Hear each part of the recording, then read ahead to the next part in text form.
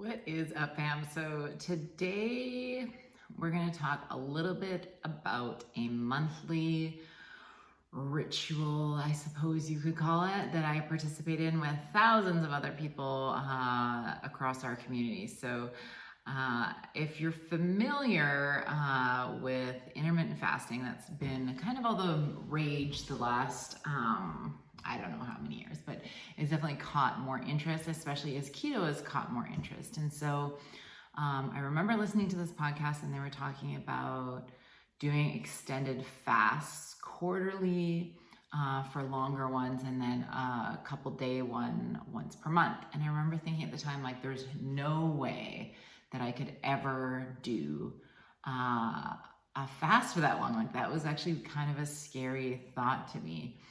And then as I kind of started on this journey and went further into it, I knew it was something that I needed to do for my long-term health and well-being, but then also for my metabolic flexibility, I suppose. And so as I started going down this road, I started incorporating more intermittent fasting, and that absolutely created some positive changes in my life. I found that one, I don't even really like breakfast. That's never been my thing. So when I switched to a bulletproof coffee probably 8 years ago, I found that was enough in the morning. And it gave me the fuel that I needed to kind of get through my morning. And I just found it was more productive, right? Like, I just found without the process of making a big breakfast, I was able to get more done in my morning. And it's kind of funny because with my athletic background, it was like breakfast is the most important meal of the day. But it just didn't really, it was something I always had to force myself to do. I didn't really feel hungry first thing in the morning. And so that was kind of when I started more intermittent fasting. And then probably a little over 2 years ago, I started doing an extended fast once per month. Now, the idea was that I would do it for 60 hours. That's kind of the target.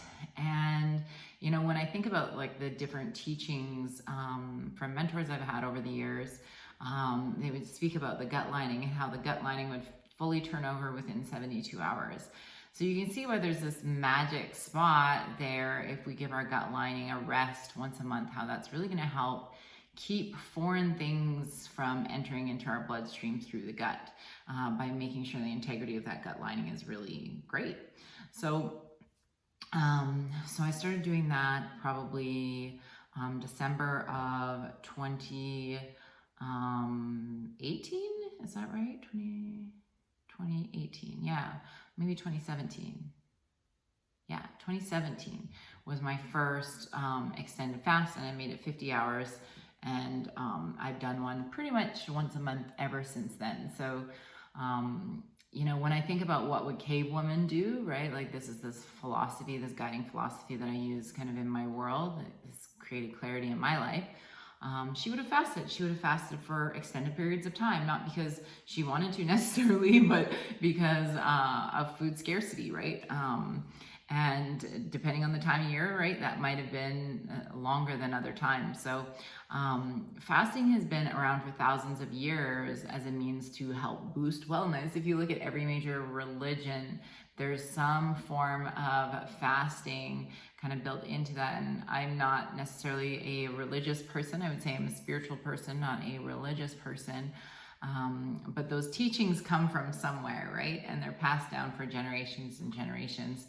And I believe fasting was absolutely a tool that was used to boost wellness for as long as we've been around. And that wisdom has somewhat lost. So it's absolutely gaining more popularity now.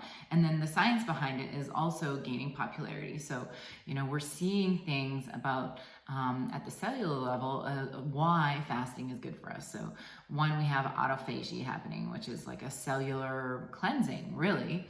Something I heard in a podcast with I believe it was Dr. Pete Attia was talking about how when we fast, these kind of defective cells that we have can't survive. They can't survive in an environment where they're not being fed. And when I think about that on like for instance in cancer, you know, why do we do these doses of radiation and chemo, right? Is to kill off these, you know, defective cells, because our healthy cells are actually most often resistant to it.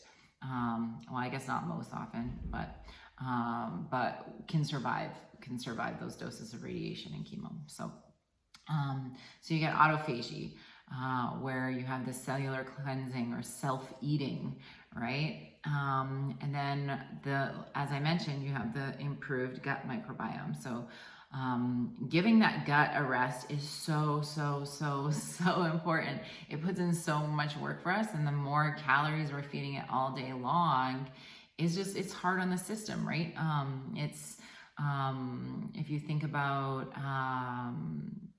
you think about adding the intermittent fasting and how that gives you a window where you're just even resting it for say 16 hours, that is like so important with aging. There's a great study, I believe it was on baboons, where they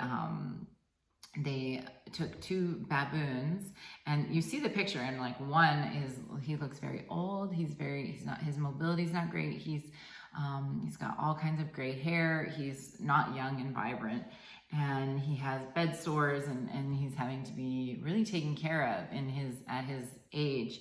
And there's another baboon that is, you know, you can't even tell. He looks years and years younger, but they're actually the same age. And the difference was the study was on caloric restriction and how it affects longevity and aging. And it was like a stark contrast, right? Like he was still robust, and his hair was young and shiny and not as grayed out, and he didn't have the mobility and the bed sore issues. And so that's like a powerful study to highlight the importance of the gut and that gut microbiome and the restrictive calorie eating across a lifetime. Now, that doesn't mean I think we have to be careful on the psychological side of it, that we're not feeling like we're holding ourselves back from the enjoyment of life, right? We still want to enjoy life, but if we can sacrifice eating for 60 hours out of the month for our long-term health and longevity, isn't that worth it? You know, that's kind of how I think about it. Like, isn't it worth it? And I don't really feel like I'm, you know, having something taken away from me. I feel like I'm investing in myself with that. And so I really think that mental side of it is important to look at, why are you doing this? Are you doing this for a quick fix? Because that's not what it's about. It's not about a quick fix. It's about, you know, investing in the bank of your long-term health. So that study was also related to another benefit of of fasting is anti-aging signals will upregulate. And so like there's all these things that are happening at a genetic level, at a gut level, and at the cellular level that they're just going to improve the way we age, right? And that's something I'm thinking about, right? I've got 2 kids, you know, I'm approaching midlife quickly, and I want to be in the best health possible.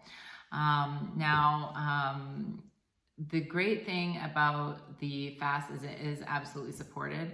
I started mine last night, and I intermittent fast anyway, so I wouldn't have eaten by now, but it does get challenging by the 24-hour mark, by the 48-hour mark. And it always passes. 24 hours is kind of where I hit the hardest point. And then the other thing is, like, we're creating this metabolic flexibility of, you know, not just being a sugar burner, right? Being able to use fat for fuel, right? And a lot of people have lost the ability to do that from years of high intake of sugar, processed and refined carbs. So it increases my metabolic flexibility on stuff like that too. So with it, I do drink my magic drink. throughout the 60 hours, it absolutely helps. Although I actually have the confidence now where I think I could do it without it. I think I'm flexible enough to do it. I might be a little more lower energy, but I have zero intention of trying that anytime soon, just because I don't think it's really necessary. But so we have all these great health benefits, but I think probably there's like two things that I value this fast the most for. And one of them is it is a conscious check-in to distinguish between appetite and hunger. A lot of the time we eat because we have an appetite, not necessarily because we're hungry. So really having that check-in each month to see how I tend to reach for things at a certain time of day, or to see how I might be eating when I'm not actually hungry, right? It improves my ability to communicate with my body. And anything that is going to increase my level of embodiment and consciousness with my body and what my body needs is something that I want to include in my day-to-day life and goings on, because that's going to improve my trust of myself, right? It's going to increase my my awareness around what it is I actually need. And I think a lot of the time we don't actually ask ourselves what we need in all facets of life, not just when it comes to food. And so having that conscious check-in of, am I hungry, or is this just my appetite? Because when I get to hour 24, once I get through that first 24 hours, I find I'm not hungry. You know, I'm not hungry, and we don't need a lot of the food that we eat. We're lucky to live in a lifetime where we have an abundance of this stuff. And I feel like we've kind of gone overboard a lot of the time. At least I know for sure the reboot has drawn attention to that for me. Now, one of the other things, I like the conscious check-in as far as hunger, appetite, but then it also is a check-in in like, what are you doing, Crystal? Like, what are you up to with your diet? Like, are you falling off? You know, are you taking more comfort in food than is really necessary?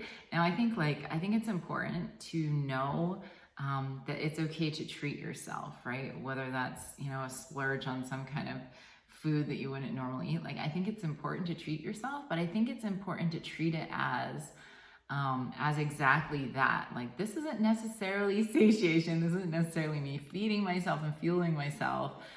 This is, I really enjoy this treat, and I'm enjoying the experience of it. And it's like, can we keep the reins on that, right? Is kind of the challenge that I see with a lot of the clients that I help with this stuff. Like, I see that they'll go off the rails once they have one, say, cheat treat or something. And so again, putting that 60-hour fast in once a month is going to give you the chance to really check in, like, and see where you're in integrity with what your plans are for your diet. You know, are you sticking to them? Are you way off base? I mean, some people don't follow, you know, are maybe just kind of doing what they want to do, and then they'll fast however many days out of the month. I try to eat, or I do eat lower carb, higher fat. I find that works for me. And sometimes I get off track, like it just happens, and I'm kind of gentle with myself when I do, and I always rein it back in, and the reboot absolutely helps me do that. So that's kind of how my favorite benefits is that conscious check-in, and then also like, hey, where are you at with your diet? is the big one for me. The other thing that I really love about this, and I actually didn't include this in probably my top things that I love about it, is I do get to do it with the community, and that absolutely makes it easier. And if you think about it, Cave Woman would not have been fasting alone, right? Her and her tribe would have been banded together, and they would have been in the same experience of food scarcity. And doing it with a community of people that are really valuing and prioritizing the same things is powerful. It's powerful. And honestly, it was really beautiful to see people that thought they could never fast for any length of time, let alone 60 hours, 72 hours, is a powerful thing, because when you show yourself you could do something that you didn't think you were capable of, the possibilities start to open up of what else have I been putting limits on myself for. So I'd like to wrap this up and just finish with, where are you putting limits on yourself in your life that you could absolutely break through those limits? I'd love to hear your shares on your experience with fasting, maybe the longest fast you've ever done, and then just stay tuned for more updates and videos around all things related to my journey. So thanks so much for your time. Bye.